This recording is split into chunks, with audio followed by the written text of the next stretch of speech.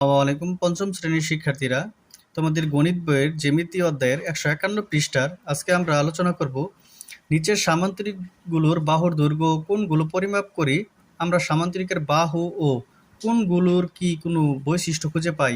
এখানে দুটি সামান্তরিক দেওয়া আছে।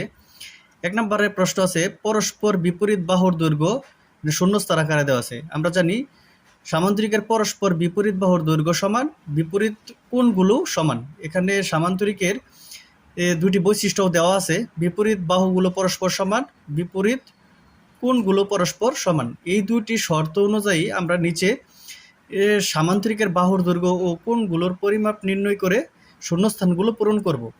চলো পূরণ করি। কোণের পরিমাপ নির্ণয় করি। এখানে ক, খ, ঘ, ঘ একটি সামান্তরিক দেওয়া আছে। এখানে গ এবং ঘ বাহুর দৈর্ঘ্য হচ্ছে 2 সেন্টিমিটার, তার বিপরীত বাহু ক, খ। আমরা জানি যে বিপরীত বাহু কি পরস্পর সমান, তার মানে ক ও খ হবে 2 সেন্টিমিটার। ক, ঘ যেহেতু 4 সেন্টিমিটার দেওয়া আছে, তার বিপরীত বাহু খ এবং ঘ এটাও হবে কি 4 সেন্টিমিটার।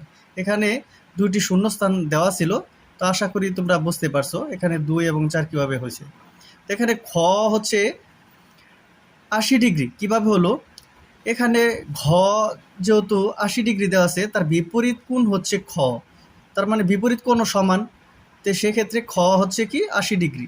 এখানে ক হচ্ছে 100 ডিগ্রি, তাহলে কর বিপরীত হচ্ছে কি গ, গ হচ্ছে সেক্ষেত্রে কি বিপরীত কোণ যেহেতু সমান, তার মানে ঘ হচ্ছে 100 ডিগ্রি। আমরা যদি তার পরের পৃষ্ঠায় দেখি 152 পৃষ্ঠায় আরও একটি চিত্রে এভাবে দেওয়া আছে চ, ছ, ঝ, ঝ। এখানে চ, ছ 6 সেন্টিমিটার, চ, ছ এর বিপরীত কোণ হচ্ছে ঝ, ঝ যেহেতু 6 সেন্টিমিটার, তার বিপরীত কোণ চ, ছ হবে কি 6 সেন্টিমিটার।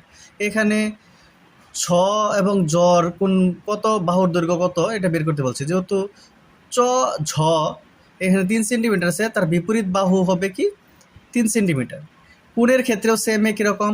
এখানে যেহেতু ঝ দেওয়া আছে 140 ডিগ্রি, তার বিপরীত কোণ হচ্ছে ছ 140 ডিগ্রি। এখানে চ দেওয়া আছে 40 ডিগ্রি, তো এর বিপরীত কোণ জ হচ্ছে 140 ডিগ্রি, শুধু 40 ডিগ্রি। যেহেতু 40 বিপরীত কোণ কি সমান, তো 40 ডিগ্রির বিপরীত কোণ হচ্ছে 40 ডিগ্রি। তো আশা করি তোমরা সামান্তরিকের কোণ এবং বাহু সম্পর্কে অল্প হলেও ধারণা পেয়েছো। তো আশা করি তোমরা কিছুটা হলেও উপকৃত হবে। ধন্যবাদ।